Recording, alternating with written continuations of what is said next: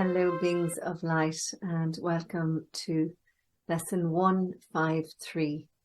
And I'm wondering if by now it's beginning to sink in that you are the light of the world, that it is you that lights up this whole place, each and every one of you. And it's that collective light that is the light of the world. So I invite you to gently close your eyes down, and we'll take our holy instant, our holy moment or pause before we begin this lesson to drop into our hearts.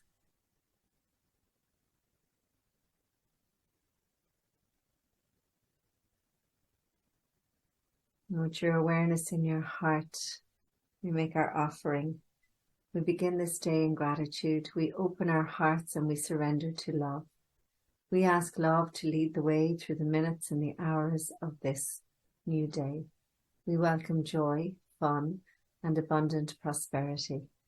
We recognize that all encounters are wholesome and that all experiences can be met with a peaceful heart that is anchored in the truth that we are one, that we are love, and that we are ultimately free, which is kind of exciting. So we're going on to lesson 153. It is a long lesson. So what I'm going to do is read the whole way through, and then we're just going to look at the gist of the whole thing, just so that you grasp exactly what it's saying. So in my defenselessness, my safety lies. So if you think about that, what it's actually saying is when I put my guard down, when I don't have any armor on, that's when I'm at my safest. You who feel threatened by this changing world, its twists of fortune and its bitter jests, its brief relationships and all the gifts it merely lends to take away again, attend this lesson well. The world provides no safety. It is rooted in attack, and all its gifts of seeming safety are illusionary deceptions. The world attacks and then attacks again, and no peace of mind is possible where danger threatens thus. The world gives rise but to defensiveness, for threat brings anger, and anger makes attack seem reasonable, honesty provoked, and righteous in the name of self-defense. Yet defensiveness is a double threat, for it attests to weakness and sets up a system of defense that cannot work. Now are the weak still further undermined, for there is a treachery without and still a greater treachery within. The mind is now confused and does not know where to turn to find escape from its imaginings. Important, its imaginings. It is as if a circle held it fast, wherein another circle bound it and another in that, until escape no longer can be hoped for nor obtained. Attack, defense, become the circles of the hours and the days that bind the mind in heavy bands of steel with iron overlaid, returning only to start again. There seems to be no break nor ending in the ever-tightening grip of the imprisonment upon the mind. Defenses are the costliest of all the prices which the ego would exact. In them lies madness in a form so grim that hope of sanity seems to be an idle dream, beyond the impossible. The sense of threat the world encourages is so much deeper and so far beyond the frenzy and intensity which you can conceive, that you have no idea of all the devastation the sense of threat has brought about. You are the world's slave. You do not know what you do in fear of the world. You do not understand how much you have been made to sacrifice, to feel the world's iron grip upon your heart. You do not realize what you have done to sabotage the holy peace of God by your defensiveness. For you behold the child of God as a victim to attack by fantasies, by dreams, by illusions it has made, yet helpless in their presence, needful only of defence, by still more fantasies and dreams, by which illusions of its safety comfort it. And again, they're illusions of safety. Defenselessness is strength. So putting your armor down is strength. It testifies to recognition of the innocent child of God in you. Perhaps you will recall the text maintains that choice is always made between the innocent child's strength and your own weakness, seen apart from God's perfect child. Defenselessness can never be attacked because it recognizes strength. So great attack is folly, or a silly game a tired child might play when they become too sleepy to remember what they want. Defensiveness is weakness. It proclaims that you have denied the holy child of God and come to fear its creator's anger. What can save you now from your delusion of an angry God, whose fearful image you believe you see at work in all the evils of the world? What except illusions could defend you now, when it is only illusions that you fight? We will not play such childish games today, for our true purpose is to save the world, and we would not exchange for foolishness the endless joy our function offers us. We would not let our happiness slip by because a fragment of a senseless dream happened to cross our minds, and we mistook the figures in the dream for the child of God cast out of heaven, and we mistook the world's tiny instant for eternity. We look past dreams today and recognize that we need no defense because we are created unassailable, without all thought or wish or dream in which attack has any meaning. Now we cannot fear, for we have left all fearful thoughts behind, and in defenselessness we stand secure, serenely certain of our safety now, sure of salvation, and sure we will fulfill our chosen purpose as our ministry extends its holy blessing through the world. Be still a moment, and in silence think how holy is your purpose, how secure you rest, untouchable within its light. God's ministers have chosen that the truth be with them. Who is holier than they? Who would be sure that their happiness is fully guaranteed? And who could be more mightily protected?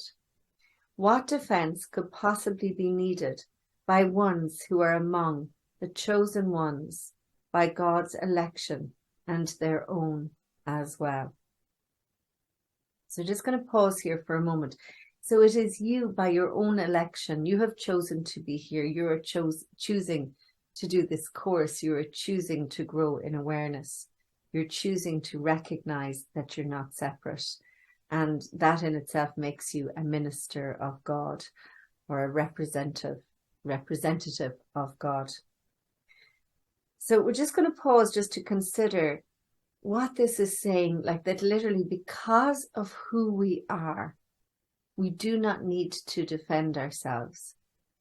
Because we are always, truly anchored in love, we do not need to defend ourselves. Love needs no defenses. So it's only when we're anchored in our false self that we're needing defenses, or we believe that we are needing defenses, and that we put on the armor and that our guard is up. So we're invited today to recognize this, to literally, truly see that it's who you believe you are that determines what you wear when you leave the house, or even within your own home, whether you're wearing a suit of armor or not. It is the function of God's ministers to help others choose as they have done. So by being your true self, by acting from that place, moving from that place, that's how you get to demonstrate. It's not about evangelizing and knocking on doors. It's about recognizing who you are. That makes you immediately a minister. You're going to shine your light. God has elected all. So every one of us are children of God, and we're all elected. But few have come to realize that God's will is their own. And while you fail to teach what you have learned, salvation waits and darkness holds the world in grim imprisonment. Nor will you learn that light has come to you and your escape has been accomplished. For you will not see the light until you offer it to all others. And they take it from your hands, and so will you recognize it as your own. Salvation can be thought of a game that happy children play. It was designed by God, who loves God's children, and who would replace their fearful toys with joyous games, which teach them that the game of fear is gone. Its game instructs in happiness because there is no loser. Everyone who plays must win, and in his winning is gain to everyone ensured. The game of fear is gladly laid aside, while children come to see the benefits salvation brings. You who have played that you are lost to hope and abandoned by your Creator, left alone in terror in a fearful world, mad by sin and guilt, be happy now. The game is over. Now a quiet time has come in which we put away the toys of guilt and lock our quaint and foolish thoughts of sin forever from the pure and holy minds of heaven's children and the child of God. We pause for a moment more to play our final happy game upon this earth, and then we go to take our rightful place where truth abides and games are meaningless, and so the story is ended. Let this day bring the last chapter closer to the world, that everyone may learn the tale he reads of terrifying destiny, defeat of all his hopes, his pitiful defense against a vengeance he cannot escape, is only his own deluded fantasy. God's ministers have come to waken them from the dark dreams this story has evoked in their confused, bewildered memory of this distorted tale. God's children can smile at last on learning that the dream's story is not true. So again, we're just going to pause there for a moment and take that in, this idea that we create a fantasy, that we are deluded, that we believe we need armor, we believe we're not safe. And today we're going to wake up to the fact that of course we are safe because we are God's child, and that we are protected in every way that we need to be, because in fact, there's nothing that we actually need to be protected from, but within the knowing of that is absolute protection. And so no other armor is needed, except when you live in the delusionary world. So we won't be deluded anymore. We're awakening. So let's just close our eyes for a moment and be with that. I am truly safe. I am God's child. There's nothing for me to fear. I have everything I need. And I get to move through this life step by step on a need-to-know basis. So today we practice in a form we will maintain for quite a while. We will begin each day by giving our attention to the daily thought as long as possible. 5 minutes now becomes the least we give to preparation for the day in which salvation is the only goal we have. 10 minutes would be better, and 15 would be better still. And as distraction ceases to arise to turn us from our purpose, we will find a half an hour is too short a time to spend with God.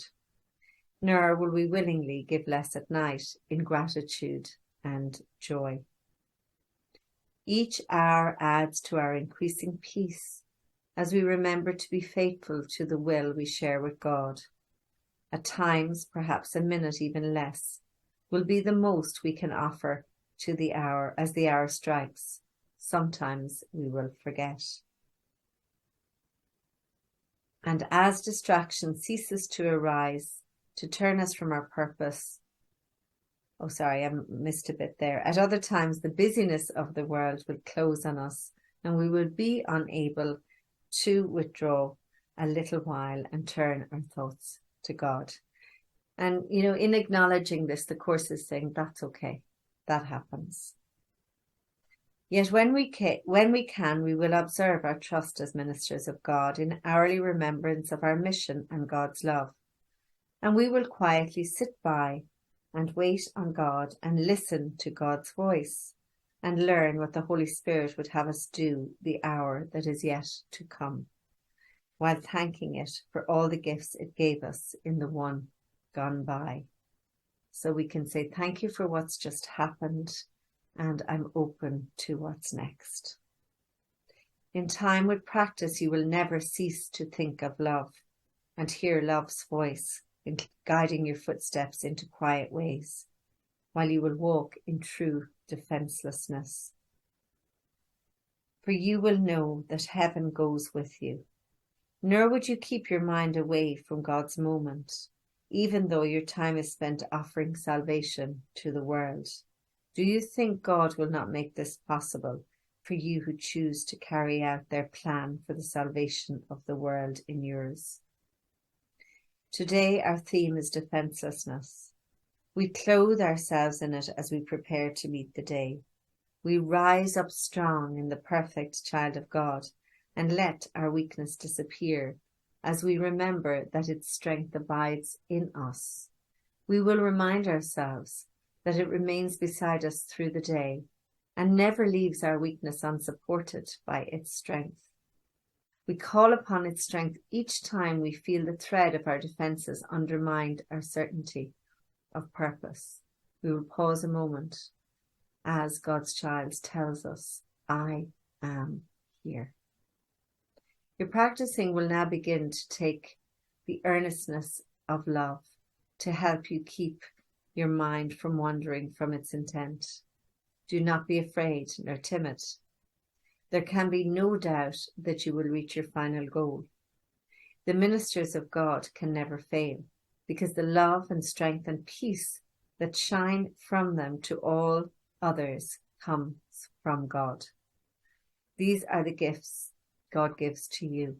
Defenselessness is all you need to give God in return, and lay aside only what was never real to look on the innocent child of God and see its sinlessness. So all we need to give is our defenselessness. And it makes me think of, I don't know why, I was traveling recently, so I'm thinking about what it's like to go through an airport with no luggage versus going through an airport with hand luggage and lots and bits and bobs to carry.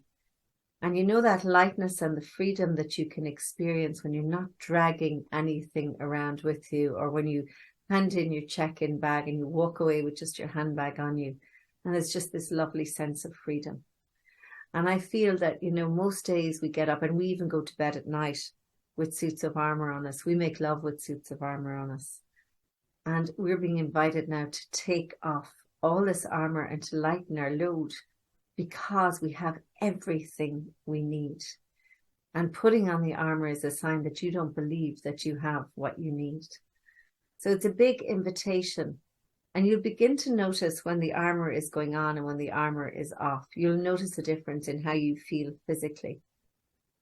Sometimes I'll notice that I still have like a light armor on me around certain people. And I will make every effort by, connecting in with God or the Holy Spirit to say, let me drop this armor. Let me recognize that I'm safe. Let me know that the universe has got my back. I don't need this.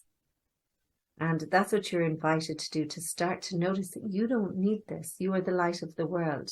And we do not want to do anything to block the light of the world. You want to actually shine your light. And if you put something in front of your light, you cannot shine it fully. So it's a really, really powerful lesson. And it's one that I really encourage you to take on, because it's a real sort of foundation, I guess, for this work, that you recognize that your true strength lies in who you really are and not in any defenses that you may feel you need to create. So we're going to spend a minute or two in meditation, and I encourage you to spend more quiet time during this day, on the hour, and to bookend your day at the beginning and the end. So gently closing your eyes down for now.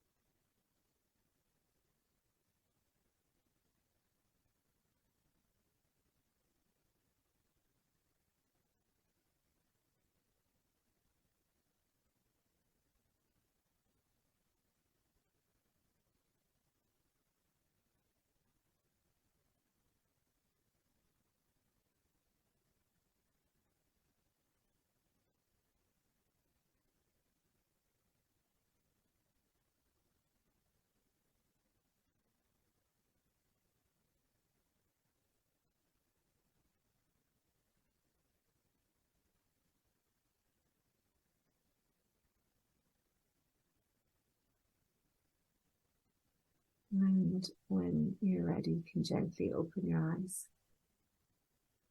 2 words dropped in there during my meditation, and they were lighten and loosen. So lighten up and loosen up, and know that you are free. Know that the universe has got your back, that your source is supplying you with every single thing you need, and you don't need to put up anything in front of that or any barriers to that as you move through this world. So from my heart to yours, I hope you have a wonderful day and you enjoy practicing this lesson.